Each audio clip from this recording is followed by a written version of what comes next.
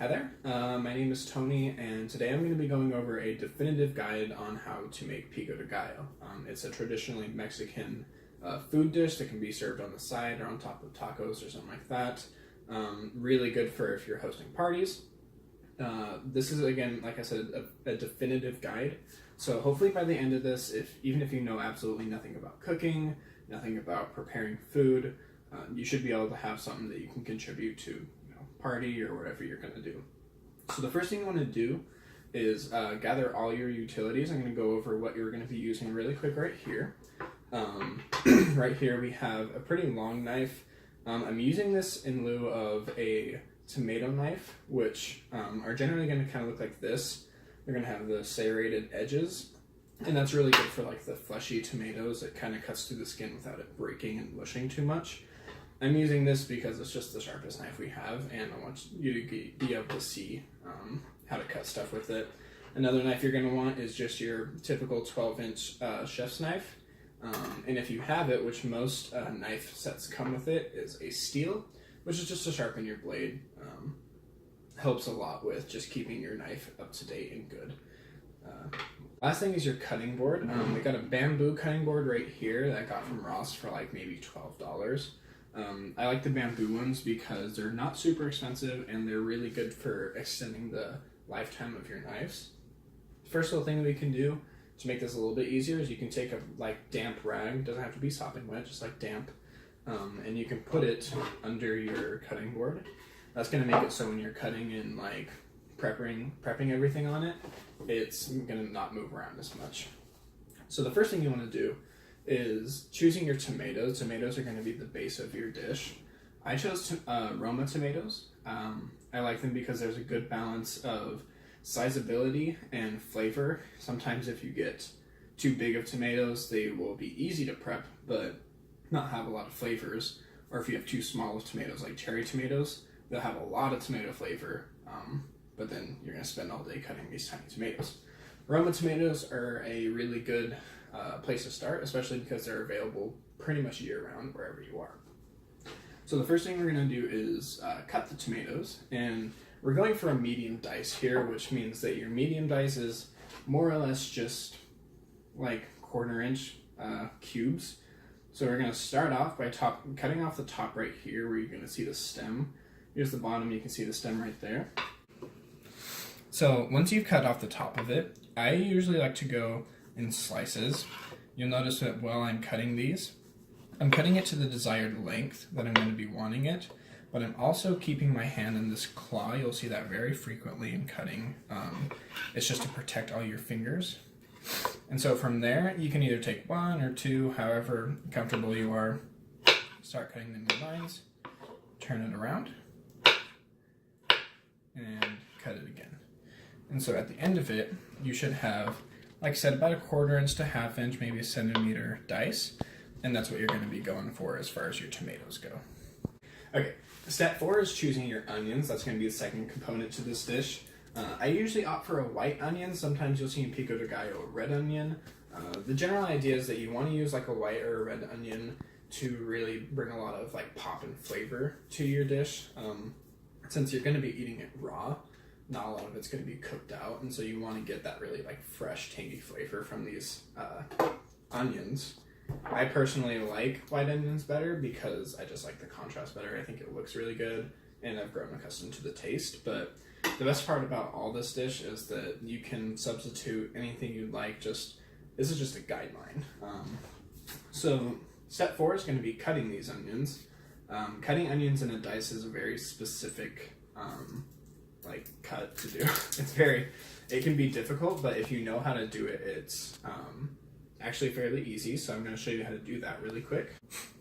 First thing you're going to want to do is identify the root right here and the top up here. That's going to be pretty much left alone. So you're going to start with the top and just take a good amount off this right here. And then you're going to flip it right here, and so the root should be on the top. And then you're just going to divide this in its longest section straight like that. So at that point, you're left with 2 halves. What you're going to want to do is you're going to want to take off the first couple layers. For sure, the drier skin on the outer edge. But you might even want to take off maybe like the first like layer or two, depending on how like fresh your onions are. You're going to be getting a lot out of this onion, and so don't be afraid. It will look like you're wasting a lot, but really at the end of the day, you're going to be getting quite a bit out of it. So once you've got it cut in half right there, you're going to want to start by making these horizontal cuts. Honestly, this is the hardest part. You're going to want a really sharp knife, and that's where the steel comes in. You're just going to make these kind of movements right here. Try and keep a really tight angle from the bottom to the tip. Only do it a couple times, don't need to overdo it. And then you're going to try and make these horizontal cuts. So if you get eye level with it, you can see exactly how wide you're going to do it, and that's going to be how wide your dice ends up being. It's going to be a contributing part. I'm going to make another slice like that. And then from there, you're going to take it, and you're going to be vertical now. And you're going to want to make cuts, and again, these cuts are going to reflect how wide your dice is at the end of this. And notice how I'm not cutting through all the way to the back right here. I'm stopping about like 3/4 of an inch to 1/2 an inch before. And that is just so it gives us a really good base to keep everything intact. Alrighty, so at this point, it looks like I've made a lot of cuts, but like I said, it's still all very intact. And so what you're going to do from here is you're going to use your little claw, and then you're going to take it and just cut off the ends right here. And essentially what you're doing is you're just shaving off these little dice pieces into perfectly nice little square pieces of onion. So by the time you separate them all from each other, you should get this really nice, fine, uniform dice. And honestly, that is about where the uniformity stops, because our next ingredient that we're going to be using is cilantro. So when you're chopping cilantro, if you're chopping it in really large quantities and you want to use like every last bit of cilantro, I would say don't cut off too much of the stem, because the stem has quite a bit of flavor in it that you can still utilize if you're making like a lot for a party. But if you're not making too much and you're willing to put in a little bit of extra time, I would go ahead and tell you to cut off about like 2.5 to 3 inches from the stem, from the bottom. So I'm just going to cut all those off. See, about 2.5 inches maybe. And then from here, cutting cilantro, really there's honestly no wrong answers. Like I said, that's where the uniformity stops. I like to kind of fold it over on itself and then scrunch it all together. Use the knife to kind of help me with that. And like I said, use your claw. And just kind of, just chop it. Like I said, we're really not going for a uniform look right here, because hopefully by the end it all should be pretty small pieces of cilantro. So you can see kind of at the end I did get into the stems a little bit, and if you want to toss those out, that's perfectly fine. Or just chew on them. Cilantro. Toss this out. And then from there, like I said, it's nice to have a little bit of room to chop, because you can use your top hand as kind of leverage and just chop it. And that's why having a larger knife like this, or maybe a butcher's knife, is nicer, because you have a lot of like surface area that you can be cutting with. I'm gonna give this a couple more chops. A nice trick to get it really like fine cut cilantro is to kind of fold it over on itself and then chop it like that.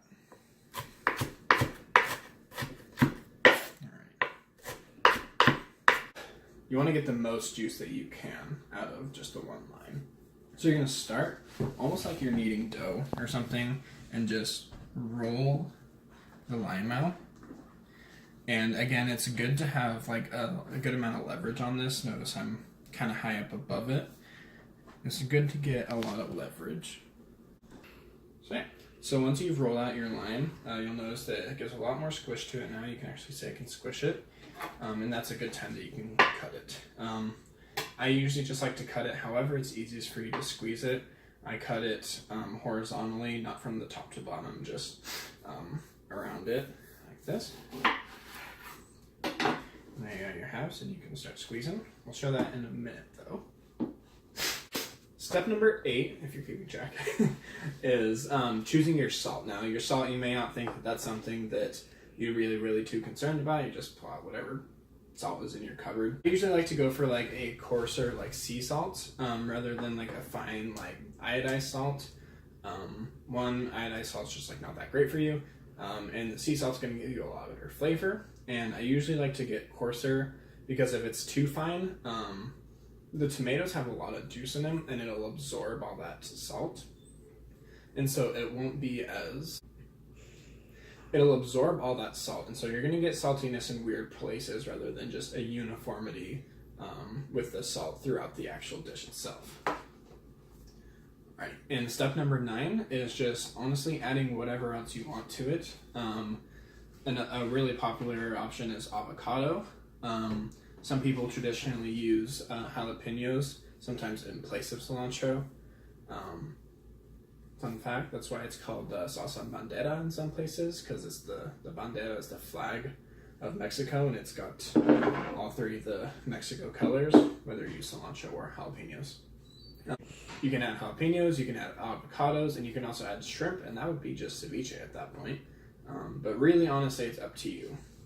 Okay, so, and the last step is just going to be assembling everything in your presentation. It's important that you have everything chopped and everything in place before you go ahead and assemble, because you're kind of going to be doing a little bit of guesswork, and it's honestly up to your taste buds a little bit. So we're going to start by just throwing all of our tomatoes in our bowl.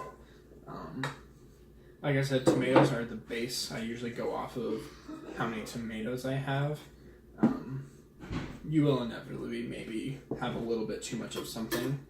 From right now, I can see that I probably have a little too much cilantro, but that's okay. And from there, you're going to add your onions. Give that a little mix around. And so what's really kind of nice about this is that it's all judging by like taste and preference and how you want it to be. Probably not very culinarily correct, but I usually go by color. Honestly, I usually go by contrast. I know usually what I want it to look like. So if you're looking at that, I would say that that's a little too light on the onions. I think there's a little more tomato than there is onion. Alrighty, so once you've got a good mixture of what you think for the tomatoes and onions, we're going to start slowly adding some cilantro in. And you just want to add a little bit in at a time, not too much, because you want to slow it at first, just because it's easier to add more than it is to dilute it and take it out. So you want to start in small batches, add a little bit as you go. You can even taste it as you go. I think this is looking like a pretty good amount. Alrighty, and so the final step is just to add your salt and your lime. So I'm going to do that now. Just add a little bit of salt and add some lime in there. Alrighty. Alright, and so it looks like we got ourselves a nice bowl of pico. And just some final closing notes. You have your pico de gallo. You'll notice that there's a huge mess. And that's just part of making salsa. Honestly, you're not going to be able to make, if someone tells you they're making salsa and not making a huge mess, they're lying, or they're not making good salsa. You know, it's all about putting what you like into it, putting a little bit of yourself into this. So I'm going to try this really quick just to make sure I got everything.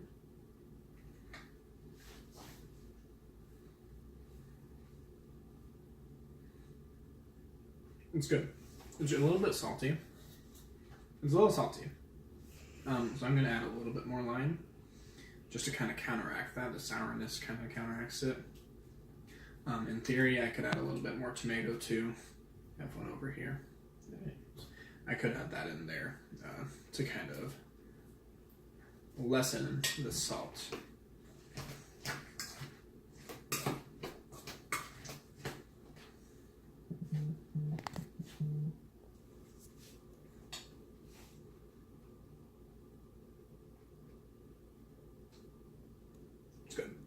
It's really good. It's normally served usually with just like tortilla chips on top of tacos, but it's really good to like if you want to put it on top of like nachos. You can put it on top of other Mexican food. You can put it on anything. Is the idea? Something that isn't Mexican. I like putting pico de gallo in mac and cheese. It's fantastic, just like Kraft mac and cheese. And I'm like going through all this like culinary like fresh ingredients, but like Kraft mac and cheese and homemade pico de gallo, perfect. Everybody, so that's pretty much it. Your definitive guide from everything from getting all your utilities together, choosing your tomatoes, cutting your tomatoes, choosing your onions, cutting those, chopping your cilantro, rolling and cutting your limes, choosing your salt, adding more stuff to it, and then finally our assembly. So just in 10 simple steps, you got a really nice like crowd pleaser if you're having like a Super Bowl party or something, or just something to snack on if you want to like make something but don't want to go all out. Cool.